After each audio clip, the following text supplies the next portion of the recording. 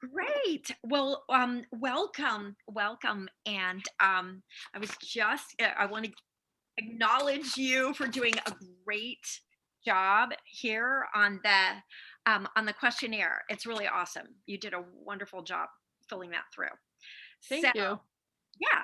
So, I definitely have some ideas, but I always ask first and foremost, now you've had a few days to think about this.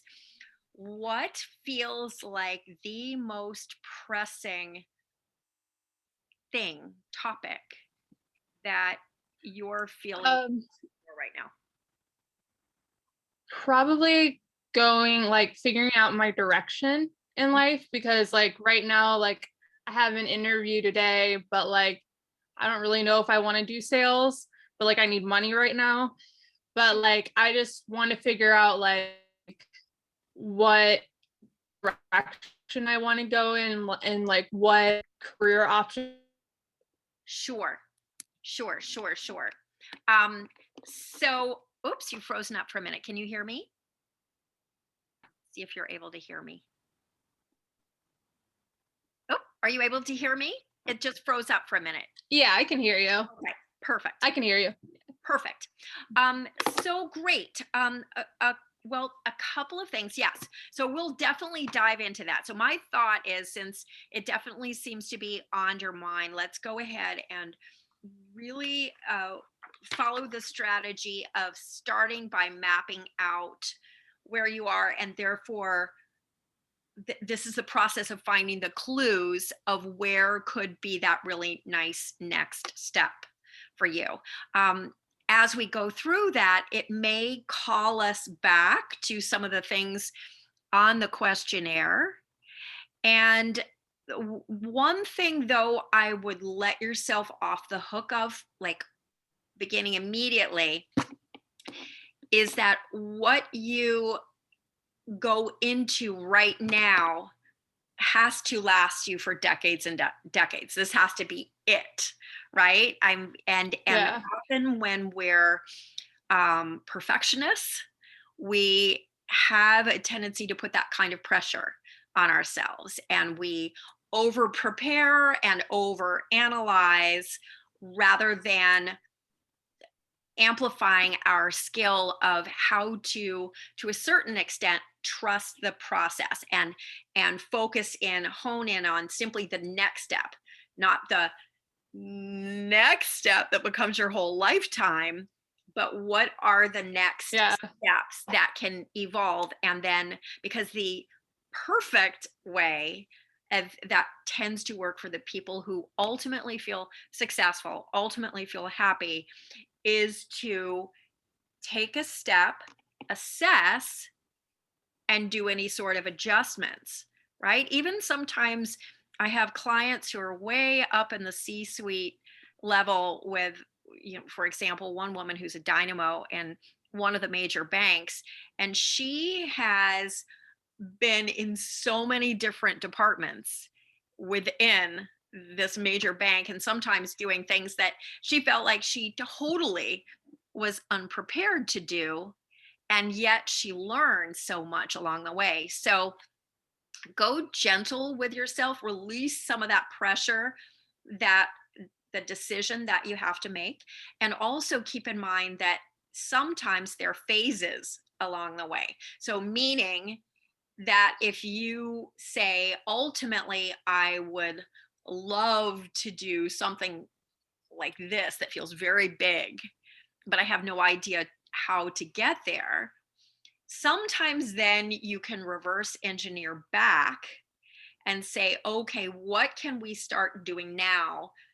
That a couple of things that would lead you to a job where you are being paid to learn some of the skills that you would need in that big picture, that big vision, or that would give you some of the network, some of the connections, or help you understand if you even like that.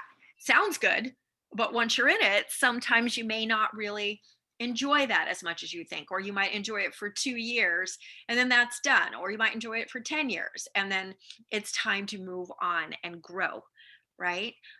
So initially, sometimes a job can be part of your business plan on your way to achieving things that ultimately are really going to be close to what it is that you would love doing. So, no need to put all of that pressure on yourself. Does that make sense? Yeah, that Yeah. makes sense. So, okay, perfect. So, what we're going to start doing is we're literally going to be mapping out where you are right now. So, I'm going to be asking you some questions and you just answer them as best as you can. And you have frozen again. I'm wondering if you can hear me. Can you hear me? Yeah, I hear you. It just freezes sometimes on the video. Perfect. As long as you can hear me, then we're good because I can hear you. So we're awesome. Okay, great. So the first, um, the first kind of category, the first question would be, um, if you could set something as your mission, something that you would love, an area where you would like to leave an impact, or you would look back even when you're in your 60s or 70s and feel like, wow, I that has been successful for me. And it can be anything from, it can be very big, it can be revolutionizing the way women look at their bodies, or revolutionizing an industry, or creating $1 million foundation, or it can be something very personal, like having gone through my life treating strangers like friends, right? Having been someone that helps to make people feel loved and appreciated. Does that make sense? Oops, you're muted. Perfect. And let me put this on do not disturb. I thought I had, but since we're connected, let me just get that.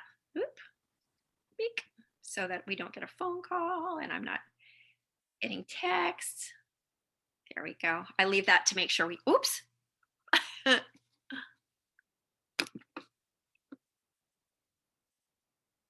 Okay, here we are. Okay. Should I try calling you on my phone? Do you think that would be better for the connection? Yeah, you can try with the you can also do Zoom on your phone. Do you want to try that? Yeah, I'm gonna click on it and see if that'll let me do Sure. that. And do you need me to give you that link again to text it to you, or I have it, okay, perfect. but Yeah, I you go ahead and go off. I'm going to stay on, and you see if you can get back on with from your phone. okay. Perfect. Okay. Okay, see you in a Perfect. Okay. minute. Zoom our recording here, so we have that for you. Perfect. So, so regarding mission, don't feel like put off if it's not something that you really thought about, because we're really often we're conditioned away from using our imagination to really envision something like that. So now this is like when you go to the gym and you're stretching, right? So we want to stretch because neuroscience is now supporting more and more that the way that you are able to really trigger things into your reality more and more is being able to get crystal clear on more and more what this will feel like, what it'll look like. So to begin daydreaming actually triggers some of these things to actually start moving, your subconscious to start helping you. Okay. Um, I guess like something that I've reflected on that I know that I want is that like I want to be able to be successful enough to where I don't have to be stressed about money all of the time. And I'm able to go on vacation with my family and enjoy quality time with the people I love. Because that's really important to me. And like, I think helping out my mom because she like was a single mom, always struggling, has always been important to me. Um, and I think that that is something that I've thought about before, and that is something that I've always wanted. And I've always wanted to be stable enough to where if my marriage or something were to end, I would be fine on my own. So that's always been very important to me as well. Perfect. Okay, so I'm actually going to put those in a slightly different category. We're going to put those in. So here are the categories. Spoiler alert here. So we've got mission, we've got things that you're passionate about or that you love or that you love doing. And being passionate about something can also be an idea that you're passionate about. Again, it can be inclusion, it can be equality, it can be, you know, that anti-bullying, right? It can be that kind of thing too. It can be faithfulness, right? Um, we've got your mission, we've got your passions, we've got skills, gifts, your superpowers. That's all in that skills category. Then we've got experiences. Those are things that would have impacted your life. For example, your dad not being around a lot, right? Um, Yeah. then we move into the must haves. So these are things that you know that you really must have. And now again, we're creating this now, but this is a habit that I would encourage you once a year to do exactly what we're doing, because you are allowed to adapt and change, and we all do. So some things that feel like they're must haves right now might change as you get older. And that is totally cool. You want that. That means you're unfolding. That means you're growing. That means you're evolving and not stuck. Okay. But from in addition to the must haves, then we have nice ifs. So those are the things that would be really wonderful.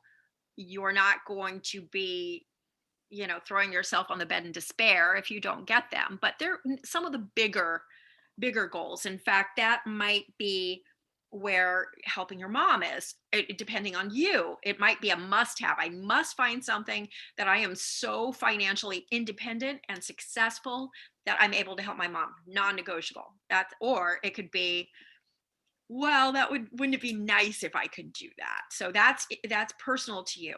So we have nice ifs, and then we have dreams and possibilities, which is where we go through these different categories and we pull together and say, okay, how can we marry your mission with things you're passionate about, your skills, any experience or experiences you have that have shaped you, and then apply them toward your must haves and your wouldn't it be nice ifs to create what could be a kind of a brainstorm of possibilities and options. And some might be big and some might be smaller. And then we sort through without judging them and start seeing what feels like it resonates. And then from there, what path do we go on from there? Does that make sense? Yeah. Perfect. So your mission is going to be different than your must have. Your mission is something that's a little bit more like a message, a cause that you might have, something that um, is going to almost leave a legacy a little bit. It's, if someone were doing a fantastic job reading your eulogy at some point, how might they say that you had impacted your life? It's that kind of thing. Yeah.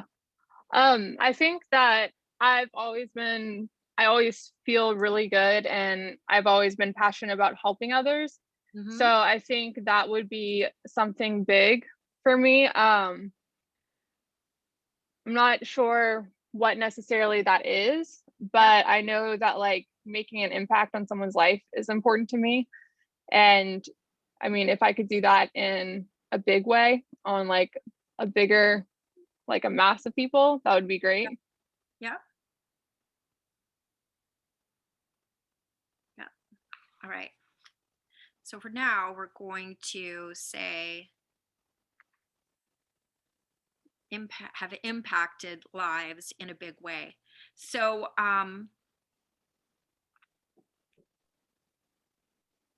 here's a little bit about your inner game. When you're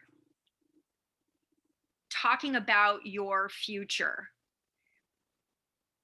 you can either be engaging and using your inner game, your subconscious, to your advantage, meaning understanding the way it works, or you can just blow through with default and have it still be doing its own thing in your blind spot.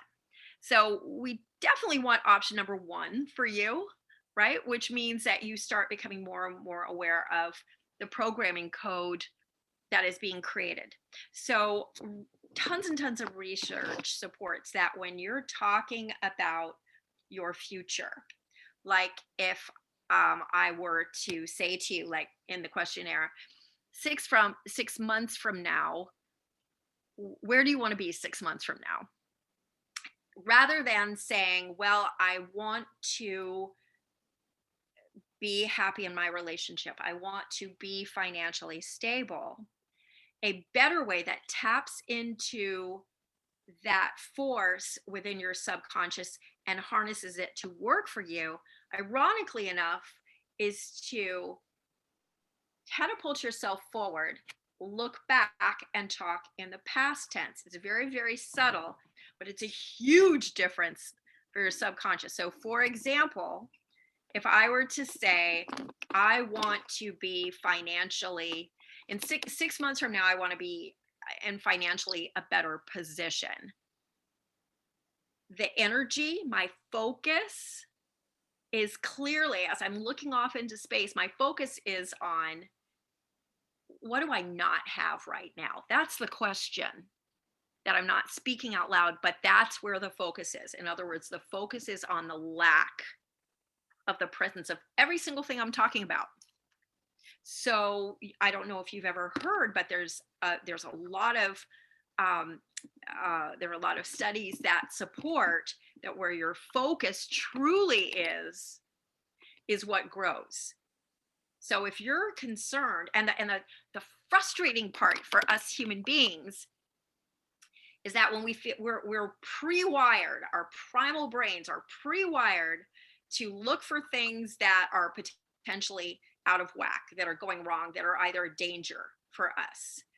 And culturally, we are conditioned to amplify that.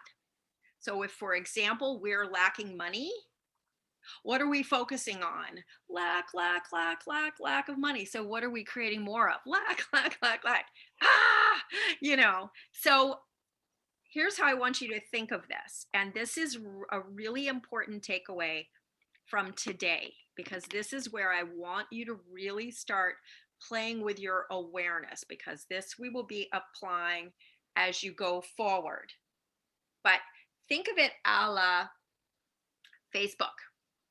Okay. So when you pick up Facebook, or you pick up your phone and you start scrolling through Facebook, if you're someone, let's say, because of the industry you've been in, you love looking at other modeling shots, right?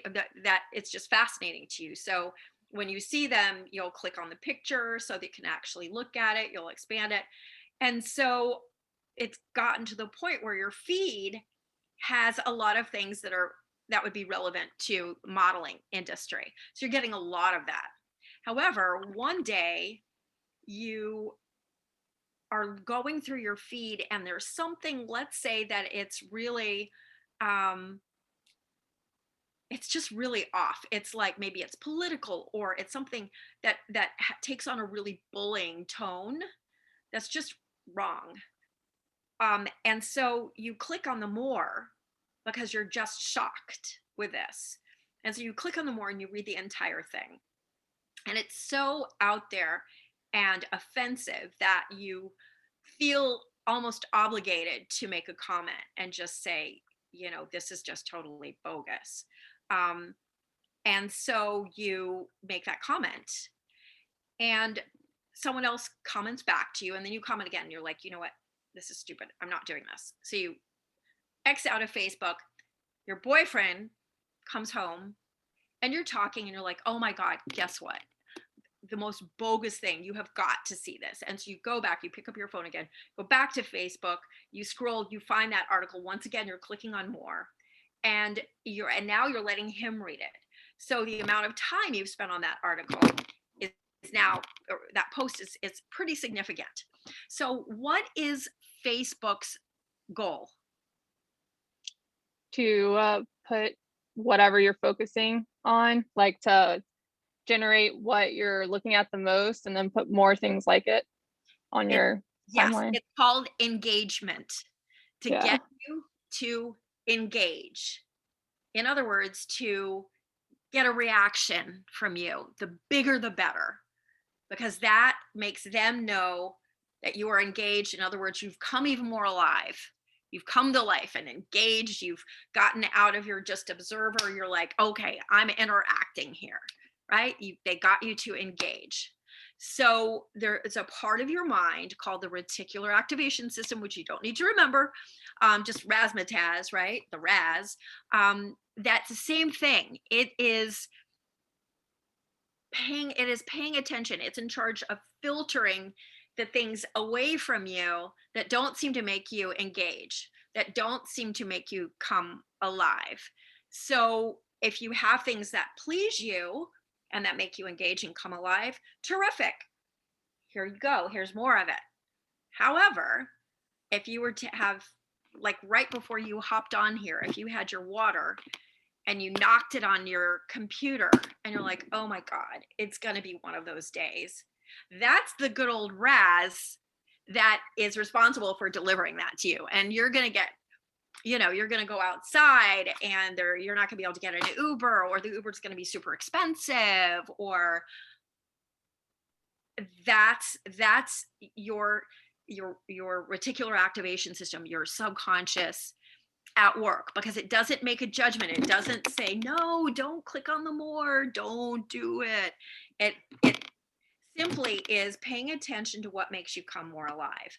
So going back to that statement, 6 months from now, when I am focusing on what I don't have, that's engaging me right then, as opposed to saying 6 months from now, I want to have found that I want to be well on my way to developing the career, the business that totally excites me. I want to be waking up in the morning. I want to have identified clearly what makes me tick, what makes me passionate, what I love doing. I want to have had 6 months that just got better and better in my relationship, right? You see how now, by looking backwards, I'm there. I can taste it, I can touch it. When I'm describing it, it's almost like I'm seeing it around me. And so the difference there is the very first one, you're feeding what you don't have. It's almost like saying a wish, which is like a helium balloon that just goes up into the universe, never to be seen again. And your mind doesn't take it very seriously, right? Other than feeding the lack of the presence, right? When you start practicing, getting in the habit of really practicing what it'll feel like and looking back, and this is what I will feel like, this is what I'll be thinking, this is what my freaking day will look like, then you're coming more alive and you're starting to reprogram your subconscious and your reticular activation system to start bringing things that please you. Because now, what's making you come alive? Things that please you, especially clarity, things that you start to get crystal clear about. Does that make sense? Yes. And because I've heard about like saying I am blah blah blah kind of a thing. Is that the same thing as what you're talking about? It's very, very similar. So if you don't mind, we'll dive a moment into a couple of these things so you feel clear, so you get this foundation, because it's Okay. super important. So let's start from this place. When you, I can't remember if you did, but you might have written down, my biggest challenge is um blah blah blah, right? Perfectionism. Um my biggest challenge is but feeling betrayed, right? That kind of thing. So what do you think is the most powerful, or most powerful words when you say my biggest challenge is being a perfectionist? What do you think is, What your brain takes in? what do you think, yeah, what do you think is the most powerful word in that Uh, sentence? challenge, I'd say. And that's a fantastic guess, because that is a powerful word. But that's a trick question, because challenge is powerful. Owning that challenge, saying my challenge, you didn't say the challenge, my challenge. So now it's, I went through, where's your thing? There is an entire thing. This is, where is it? Here it is. The obstacles that I see potentially getting in my way are, it wasn't social anxiety, it was my social anxiety, my perfectionism and how hard I am on myself, my fear of failure, my fear of not being successful, right? So when you take ownership, that's the programming code for your I am, right? So rather than Yeah. leaving those off and just having social anxiety, that's equally accurate. But when you take my, it amplifies it. But by far the most powerful word, when you say my challenge is, even though you've got some really intense words in there, believe it or not, the most powerful word is the word that is a red flag for what I call blind spot thinking. That means you have no idea what you're really focusing on and what you're creating. And that is the word is. It's your present tense, because that is your definition of truth with all capital letters. So I have a saying that tense creates tension if you don't pay attention. So whatever you're speaking in your present tense is your programming code for yourself, your subconscious. And so, for example, when any opportunity comes to you, it's not just faith making the choice, it's to the subconscious, it is faith whose biggest obstacle is our social anxiety. So faith with our social anxiety is going to feel this way. What decision would faith with social anxiety make? You're going to make the same decision every single time, because that now is who I am. I'm Faith with social anxiety, with my social anxiety. Thank you. You see what's happening inadvertently, Yeah. right? Yeah. And we are conditioned to do this, and yet don't realize that that is the epitome of blind spot thinking. We have no idea what we are speaking into truth, so we're creating all these obstacles for ourselves. We have no idea. And so the next logical question is, but wait a minute, it's true. So am I telling you that you're supposed to stand in front of a mirror and say, hi, I'm Faith, and I am just, hunky dory, feeling wonderful, right? No, it does have to be authentic, but we are so blind spotted with ourselves that we look at that and we say, that is the only truth.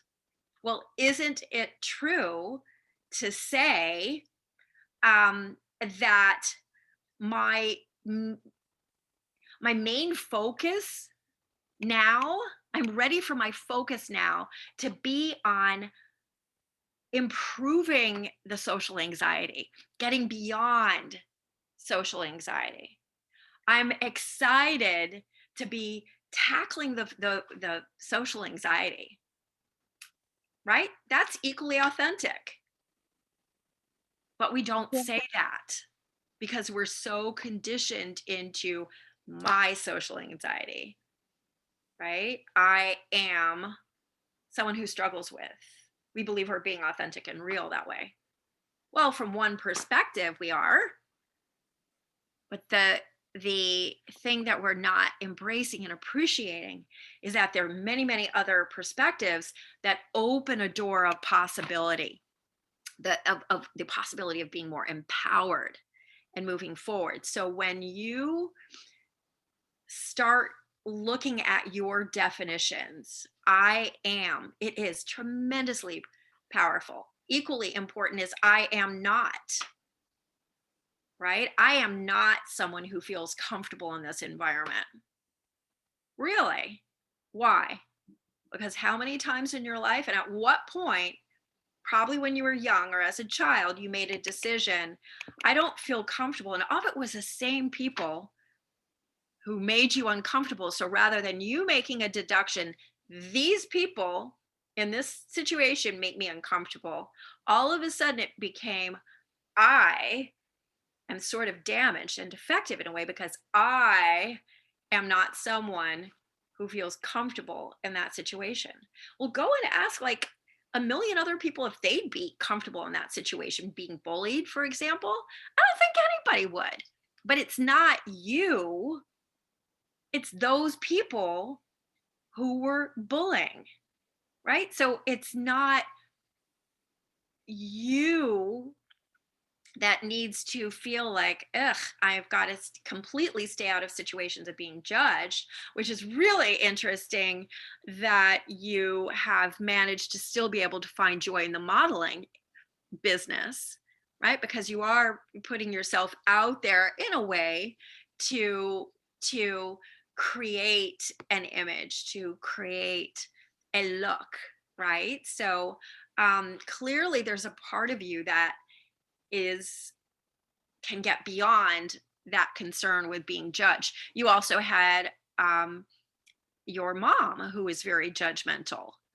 And so you can see how, as a young child, you started making certain conclusions about anything that resembled being judged. First of all, how much weight you needed to give it, rather than it being an issue that your mom deals with that probably leads back to her being judged, to her family, to her world, and her wanting to protect you from that. That's how that kind of gets passed forward. All of a sudden, it became, I want to stay out of an environment where there's any possibility of me getting judged, or I can't trust people to judge me fairly, which kind of moves into, and then you amplify that with your dad. I mean, as a young girl, having trusted him incredibly. I mean, we love our parents. So then if they are in the throes of a great challenge like addiction or any of those kind of things, and ultimately leave or become removed, um, we're too young to really make a great assessment about that. We kind of equate that to having our heart broken. And so, of course, that some of that's going to have ramifications for you going forward. Does that make sense? Yeah, that makes sense. Yeah. So, can you see how, as you move forward, like from this moment, to begin, what I'd love for us to begin in these next sessions as we explore these things is to begin letting yourself off the hook a little bit for some of these definitions, because some of these mistakenly came to you when you were too young to say this is conclusive evidence and it will always be that way. Can you resonate with that? Yes, Okay. definitely. Because there's things today that my mom will say that I'm like, I don't agree with. And I think it's more just like being closed minded. And so I think like I definitely see how as a kid I didn't understand why my dad left, you know? So Right. And the fact that if so, you can honor people, you can love people, but you don't have to swallow hook, line, and sinker every assessment they have, every judgment they have, every statement they have. More like being able to empathize and realizing that in some way they can inspire you, they can mentor you in certain ways, but they also quite probably are going to be your anti mentor in some way. And you can still learn a lot because nothing like our anti mentors to make it very clear what we don't want. Sometimes with our mentors, they'll say, okay, do this. And we'll be like, yeah, I'm going to do this part my way. I'm going to do this part my way. So we stray sometimes with our mentors. With our anti-mentors, with the like the pain or the like ickiness that we see, right? We'll be like, oh no, oh no, I know crystal clear what I don't want here, right? So, and in some ways, even though our parents are chronologically older than we are, in some ways, they can end up being younger than we are. So it's almost like if you were to look at, let's say, do you have any nieces or nephews? uh yeah, well, I have younger cousins. Okay. So when you were looking at your younger cousins, I don't know if you remember when they were either learning how to ride a bike or learning how to walk or something like that, right? But let's take riding a bike. Now, riding a bike is a skill that once you learn it, it's almost like you can't forget it. It's the weirdest thing. You can do it, you could have not done it for decades and you get on it and you're good, right? You're good for most people. Not everybody, but for most people. Now, if you were to look at your niece or your cousins who just learning how to ride a bike and they get on the bike and they fall, bang, would it be reasonable because you know that riding a bike, I mean, it's like it becomes second nature, right? Would it be reasonable for you to say, get up, you stupid fool? This is so freaking easy to do this, right? I mean, anyone can, I mean, you can get off the bike and you can have not ridden it for 10 years and you can still get on a bike. What's wrong with you? Of course, you wouldn't do that, right? Because you'd realize that they eventually probably will come around and be able to ride a bike. And you just need to give them some time. But where they are right now in their growth, in their expansion, they're just not there yet. They're doing the best they can, but this is where they are right now based on the information and the data that they have and the experience that they've had. So your parents and those, I'm assuming they were girls, but whoever bullied you, they, unbeknownst to the mind that gave them power over you, they had their own worst enemies and their own conditioning and their own worries and their own fears leading them down that path. And to them at the time, that felt somehow like that was the best they could do to soothe themselves, right? It had nothing to do with judging you. It was, and in your mom's case, when she was judgmental, it's to protect you based on what generations before say, if you're a good mom, this is what you do. You make sure your hair is combed.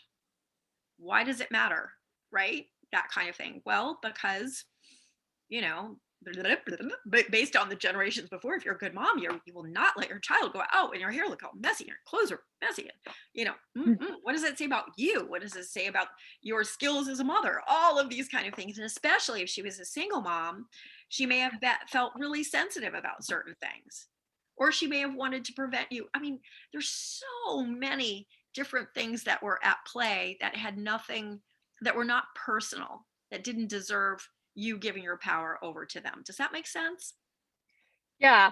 And it's kind of like one of those things that like I know all of that, but I feel like my subconscious almost is still wired that way.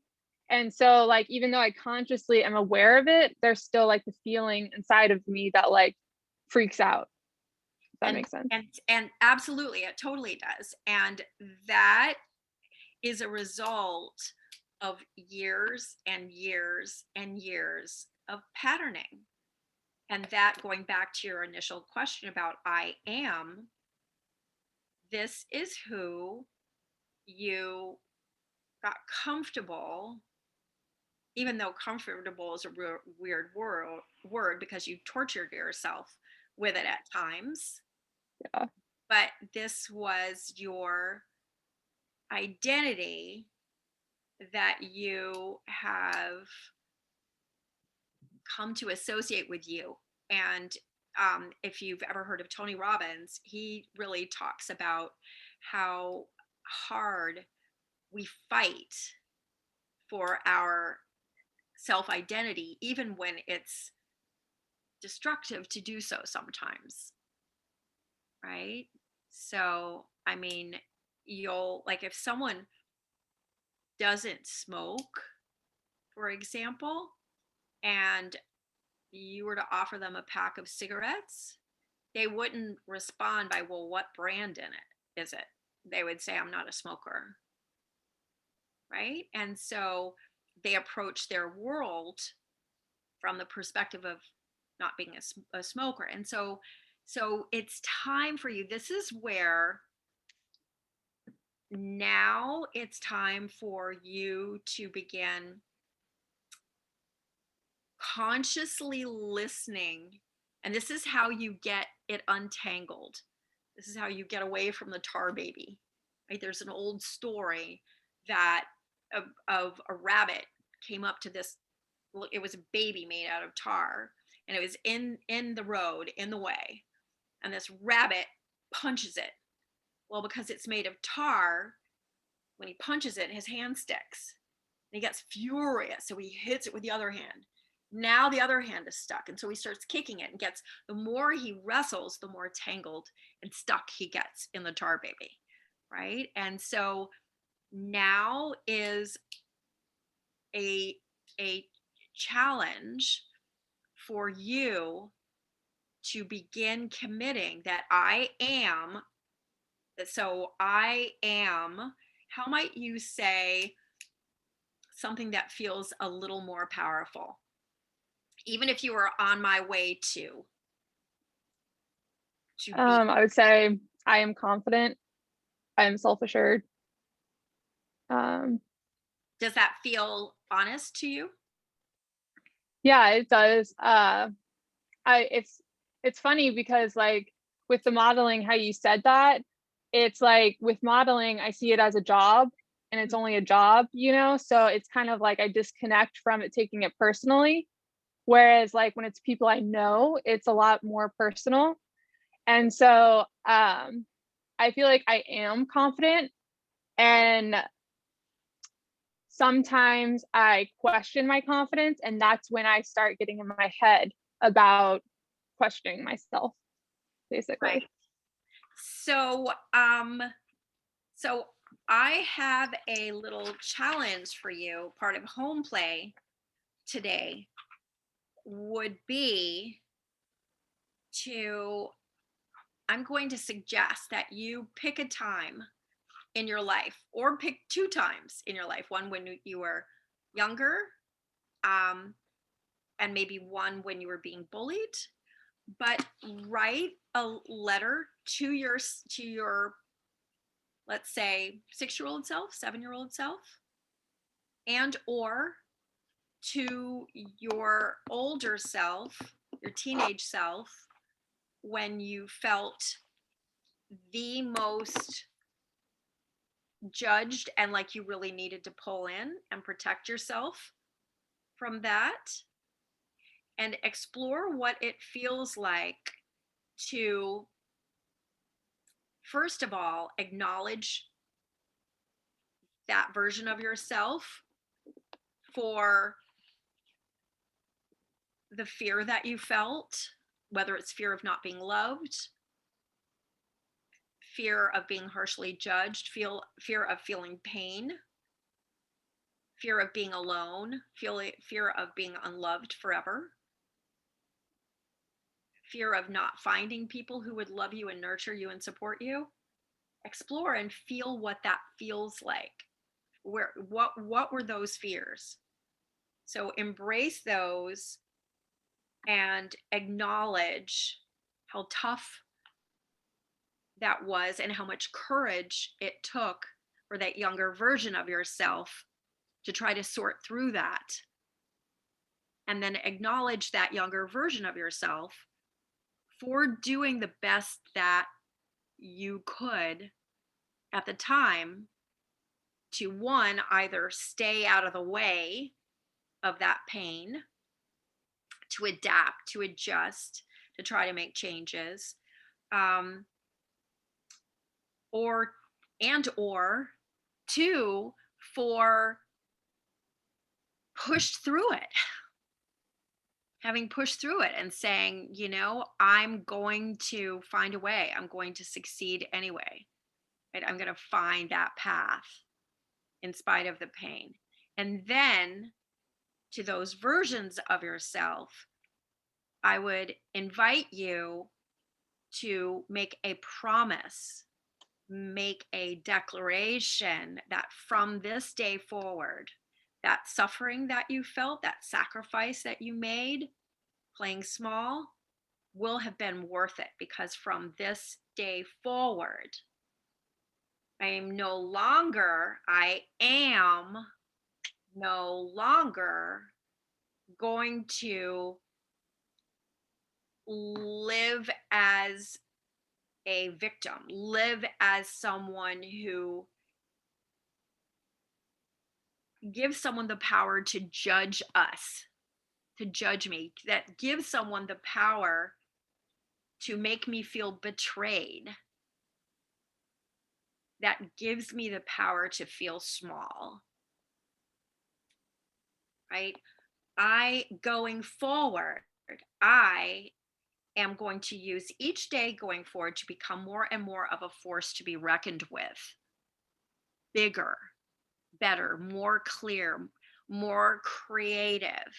I am going to take my power back and really, from this moment forward, explore all of the different ways that we can truly show up the only person who gets to judge who we are, as this epic version of ourselves, and what that means today. Does that make sense? Yeah, that makes sense.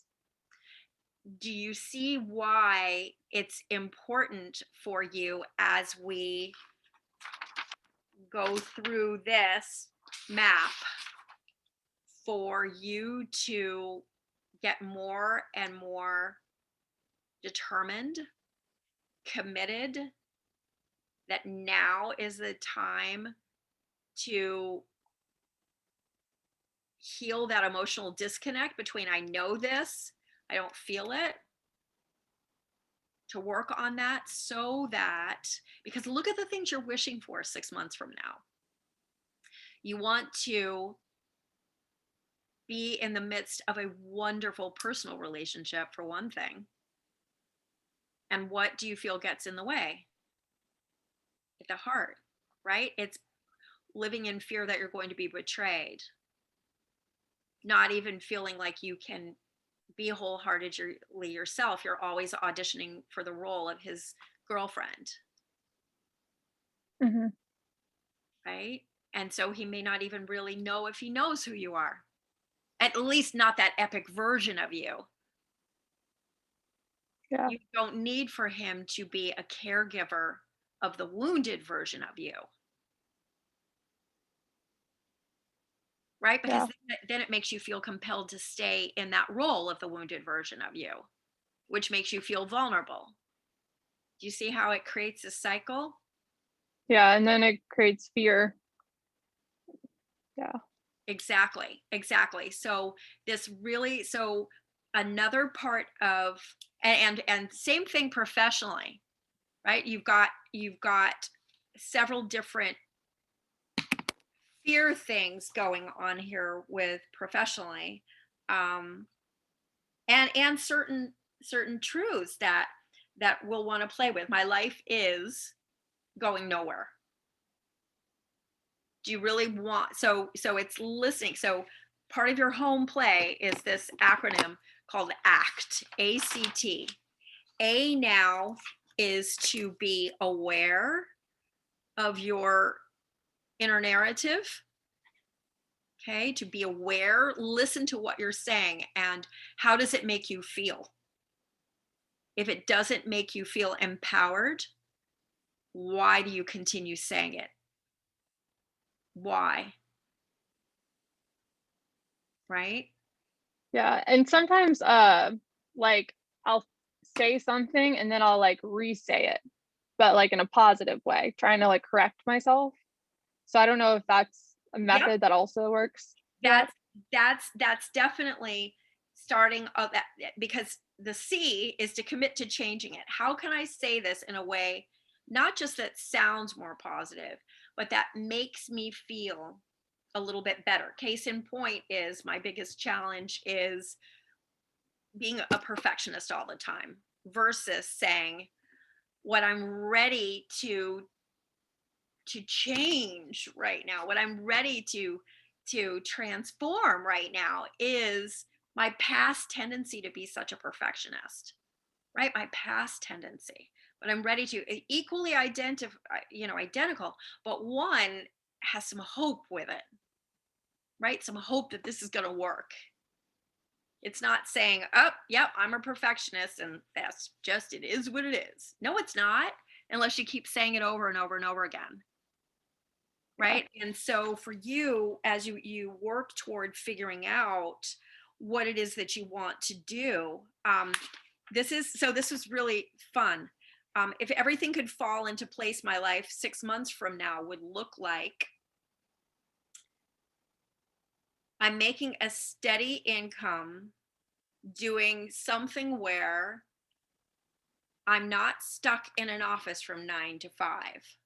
So, are you talking about, going back to some of the things we talked about, are you talking about the presence of what you want, or are you shining light on the lack of the presence of what you want?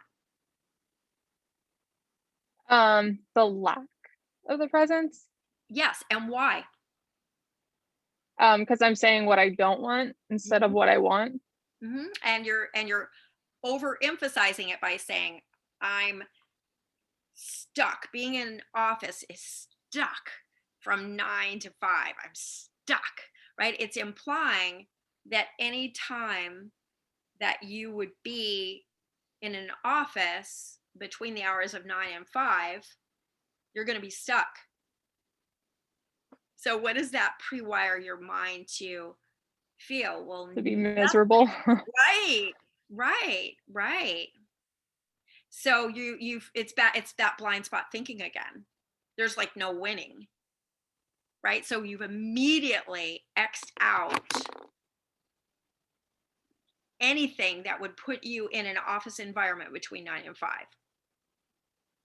right? Can you see how Yeah. that happens? So the Yeah. T, so A is being aware of your inner narrative and how does it make you feel? What are you making that mean? Right? Inadvertently, you've made being in an office from 9 to 5 as being stuck and being miserable and, you know, I might as well not even, it's terrible, right? C is committing to change that. Now, how could I do that a little bit differently? Okay, so let's see. I wouldn't even just stay. I would say I'm making an income that excites me, not even a steady income. I'm making, or I'm consistently making an income, or it, to even use some of the points that we used thinking backwards. So if everything could fall into place, my life 6 months from now would look like, I would have been, I would have discovered a profession, or an occupation or a pursuit that has made me so excited, and that has been consistently providing me with an income that just seems to continue to get better and better and better, right? Better and better and better. And I'm waking up in the morning truly feeling excited about something. I'm motivated, and I have this huge drive to succeed and to positively impact the world, right? I'm there, right? So it's committing to start and to realize at first, hopefully, you'll catch yourself quite a bit and you'll be like, oh, there I go again. That's normal. Don't beat yourself up. That's totally, totally normal. That's the beginning. That's a cause to celebrate, because you know what that means? That means yesterday I wouldn't have picked up on that. I would have just said that all day long.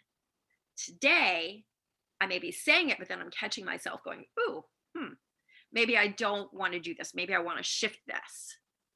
I want to shift this, because as you start shifting this and committing to changing that, now you're going to start to be able to be open to, okay, what are these career possibilities that I might really enjoy, that are creative? What might that look like? And also, that one kind of sub vibe that I was getting in here was, I've loved the modeling. It has been a great job. However, I'm feeling like, because maybe I didn't get to the level consistently that I wanted, and now I'm getting a little bit older, that somehow that makes me kind of a failure, because there's that theme a little bit of not succeeding, right? I didn't quite get as far as I would have liked. Well, how about the natural look? I have had several years, many years, where I've been fortunate to do what I love. There's room for improvement, because I loved it, and yet I came to realize that I could also love some steady income, something that I could depend on. That sounds pretty freaking awesome to me right now too. But I've been doing what I love. So it's like, great, I've been doing something I love. And now as I get a little bit older, I'm starting to ask myself, okay, what's next? And what's next is super exciting, and yet it's super important to me, because now I know that I love doing something that I love. I love doing something creative. So I want something to be creative. And yet, as I'm getting more and more data, I'm realizing that I also really want to do something that consistently can be creative, but can give me that financial piece, that now that I've explored, I've realized that's important to me too.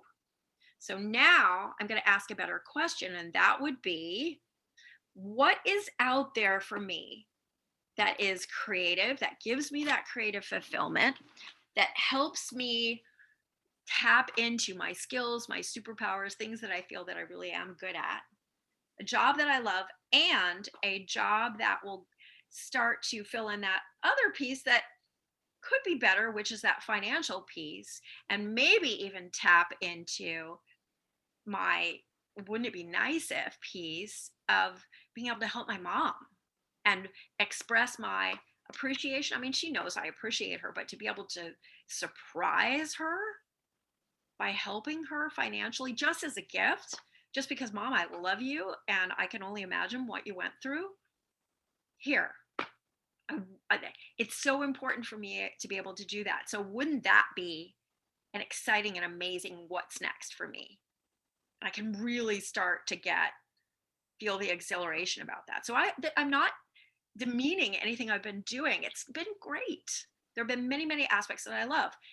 And so it's helping me understand that now I can take things that I'm crystal clear that I did love, I do love, and say, okay, so now what? What's next now? How can I take what I already love and make it even bigger? Right? Not like, oh my God, I've got to leave this. I got to start from scratch. I don't know what's out there. You see what I'm saying? One is so disempowering that, of course, your subconscious isn't going to agree with you that this is doom and gloom and destined. And so you're going to feel conflict. It's to your benefit to become aware of your inner narrative and then say, what am I making this mean? And if I'm making it mean something that makes me feel a crunch here, then how can I say it differently that starts tapping into that exhilaration, like just a moment ago, where it was like, wow, I took an opportunity that a lot of people don't take. It's to do something that I've loved, that's been creative, that's been amazing. Yeah. Learned that, right? Does that Yeah. make sense? Yeah, that makes sense. So tell me what your takeaways are from today. Um, well, my main takeaway is to be aware of what I'm saying and how I'm saying it. And then that like your thoughts actually kind of program your subconscious into what will happen. Mm-hmm. And so that I need to be aware of how I'm talking to myself and be more positive in the words that I use to talk to myself and do it more as the past tense statements like I'm already there. And yeah, I think those were my main takeaways. Perfect. And your home play, you're going to write letters to yourself, Yeah. and then you're going to implement that act, right? Which is being aware, committing to change, and the T is embracing the transformation. That a transformation, becoming familiar with the unfamiliar. So often we mistake fear. We mistake unfamiliarity for fear. I'm feeling fear. No, you're not. You're just feeling that something's unfamiliar. And Yeah. if you think about it, you want something to be different, which means you want something to change, meaning that you want something that isn't already in your familiar space. Well, guess what? If it's not in your familiar space, that means that technically it's unfamiliar. So, unfamiliarity is your friend. And Yeah. it's My great. favorite quote actually is if you're uncomfortable, you're growing. Love it. So that's what I try to remind myself. Love it. Love it. So, do you feel like you have something to work on between now and our next session? Yes, Beautiful. definitely. So work on that, working on taking your power back, and then we'll continue the mapping here. And as you start to really work on empowering yourself, then it will feel easier and lighter to say, okay, these might be some possibilities that I can actually resonate. Because what we Hmm. don't want to do is duplicate saying what may have happened to you in the past with people going, well, you'd be good at doing this, or maybe you could be good at doing this, or maybe and you're just, going through the motions, but you're not part of it, right? Yeah. We want you, in an ideal world, to find something that gets you that level of exhilaration and excitement, that it feels like, okay, I've had this, it's been great. Now let's move forward to something else that I'm excited about, that I can really be Yeah. passionate about Yeah. and pursue. Awesome. I love it. Great. All right. Great job. So within the next 48 hours or so, you'll get a copy of this Okay. recording. And do you have your future sessions booked yet? I don't. I was going to actually do that after this session. So, Perfect. Perfect. yeah. Okay. Wonderful. Great. So I'll see you next time. If you bump up against anything, have any questions, just text me, reach out, and just let me know, and I'll get back to you. Oh, I had a question for the clubhouse thing. What should I use that for? Is there So anything? the Clubhouse thing, that Clubhouse is really a really neat platform to actually go in, and you can, if you've got an iPhone, clearly, yes. Yeah. So you can go in and you can see what topics are being talked about. So you can go in and hear anything about specific professions, growing, starting your own business, or even some things that are mindset. All kinds of things can go in there. And then ultimately, depending on what, you know, we land upon, it might be something that you have an opportunity to go in and talk about, even about if you were to feel like you had enough knowledge to maybe teach people, talk people about what to expect in the modeling business, certain things you need to know in order to get set up. You might be able to, Okay. ultimately drive. I mean, that's jumping ahead for us a little bit, not knowing, what kind of revenue sources might be available for you. But Hmm.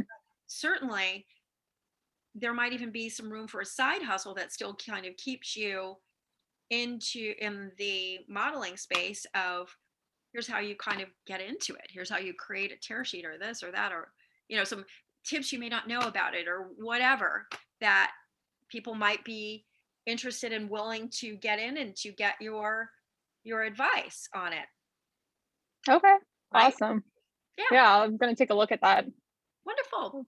Great. Okay. Well, see you next time. Thank you so much. Sure. Okay, bye. Bye. Bye.